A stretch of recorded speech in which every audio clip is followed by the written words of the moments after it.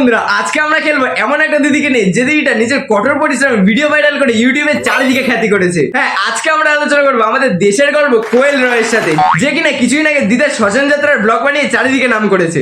আজকে তাকেই আমার কয়েকটা মিষ্টি বাক্য দিয়ে সম্মানিত করবো। তাহলে চলো বেশি দেরি না করে খেলাটা শুরু করা যাক।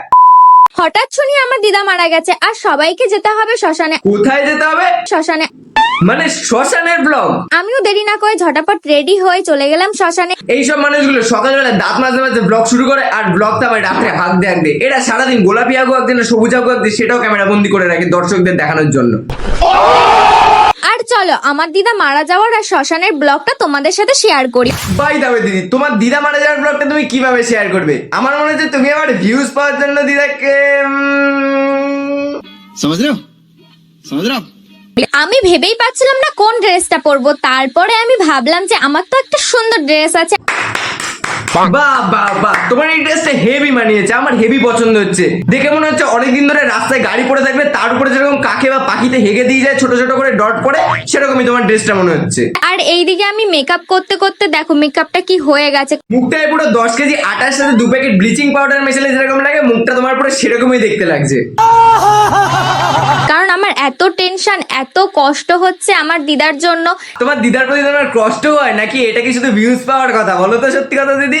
বাহ, কষ্টটাকে বুঝি এরকম নেচে নেচে প্রকাশ করতে হয়। পরীক্ষা যেদিন ফেল করবে সেদিনও তোমার বাবা যেদিন উদম খেলাবে সেদিনও তুমি এরকম নেচে নেচে কষ্টটা প্রকাশ করো। হ্যাঁ, এইসব মানুষদের দরকার টিকটিকির মুখ দিয়ে স্নান করানো, কারণ গঙ্গা জল দিয়ে স্নান করালে গঙ্গা জলটা অপবিত্র হয়ে যাবে এদের জন্য।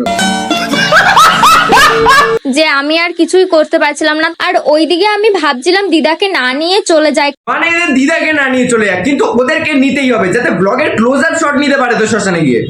কারণ আমার সাজতে সাজতেই তো অনেকক্ষণ লেগে যাচ্ছে। তাও আমি একটু ভাবলাম যেমন তেমন করে যাই, ন্যাচারাল একদম সেরেছি, মানে কিচ্ছু দিইনি, না সাজলে না হয়। ন্যাচারাল সেরেছে বলে এরকম ডাইনির মতো লাগছে, তাহলে যদি ভালো করে সাজে তাহলে তো পুরো শকুন্তলা ছাপড়ি লাগতো একদম। এদেরকে দরকার সদ্য হেগে আসা শুকরের কালো পিছনের মধ্যে মুখটা চেপে ধরা, যাতে সারা জীবনের জন্য মুখে পার্মানেন্ট মেকআপ হয়ে যায়।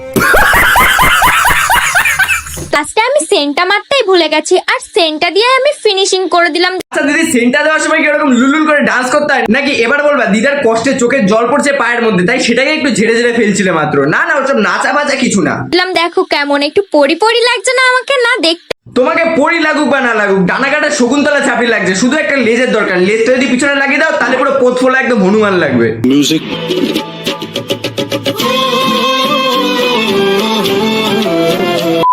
ফাইনালি আমি শ্মশানে চলে এলাম। আর সবার মাঝখানে ভিডিও করতে কেমন একটা লাগে বোঝোই তো তোমরা। হ্যাঁ হ্যাঁ, বুঝি তো সবার মাঝখানে ব্লগ করতে কিরকম লাগবে, কারণ তুমি যেগুলো করছো সেগুলো কি সবার মাঝখানে করা যায় বলো? समझ रहे हो ना। আর তোমার মতো পাবলিকরা সবই করতে পারে, সেটা নিয়ে কোনো বাধা নেই। এই ভিডিওটা দেখেই বোঝা যাচ্ছে। এখন তোমার এই অবস্থা থেকে মনে হচ্ছে সত্য বার থেকে উঠে আসে বাংলা খেগো মাতালের মতো। আচ্ছা, এই জন্য আর কারোর সামনে ভিডিওটা করলাম না, একটু ভিতরে এসে দেখছিলাম। ওয়েট ওয়েট ওয়েট, শ্মশানটা এরকম ফাঁকা ফাঁকা লাগছে কেন? লজ্জার খাতিরে কি সবাই চলে যাওয়ার পর তুমি লুকিয়ে লুকিয়ে ভিডিওটা করছো, নাকি তোমার দিদার কিছু হয়নি? শুধু কয়েকটা ভিউজের জন্য তুমি তোমার দিদাকেই টপকে দিয়েছো। আর আজকে বেশি কিছু বলবো না, যেহেতু মনটা খুব খারাপ আছে। কই, এইসব থেকে তো তোমার দিদার প্রতি একটুও তোমার ভালোবাসা বোঝা যাচ্ছে না। আচ্ছা দিদি, তোমার মন খারাপ করেছে বলে তুমি বেশি কিছু বলবা না, নাকি ইউটিউব শর্টসে 60 সেকেন্ড ওভার হয়ে যাচ্ছে সেই জন্য কিছু বলবা না? अरे बाप रे, ये तो धोती खोल रहा है। সত্যি কথা বলো তো, ধরে ফেলেছি বলে গায়ে লাগছে তো এবারে। ভাগ্যিস এই শ্মশানে কোনো কুকুর ছিল না, না হলে তারা তোমাকে একই প্রজাতির লোক ভেবে কি কি করতো এই নিয়ে আবার এই ভিডিওটার পার্ট 2 বেরোতো। বাড়ির লোক ভিডিওগুলো দেখে বলে তোমাকে আর বেশি কিছু বললাম না, কারণ তোমার মতো শকুন্তলা চাপড়িকে সম্মানিত করার জন্য আমার কাছে স্টক ভরপুর রয়েছে, সেই নিয়ে খেলবো আর একদিন। আজকে অনেকটা ডোজ পড়ে গেছে বলে আজকে আর বেশি কিছু বললাম না, পরের দিন ফিরছি আর একটা নতুন ভিডিও নিয়ে, কারণ তোমাকে নিয়ে খেলা তো সবাই শুরু করে দিদি। আর কিছু বলতে পারছি না, তো চলো টাটা। ওয়েট ওয়েট ওয়েট, আর একটা কথা, এই ভিডিওটার পর থেকে বুবাইদার সাথে তোমার আর কোনো রিলস নেই কেন?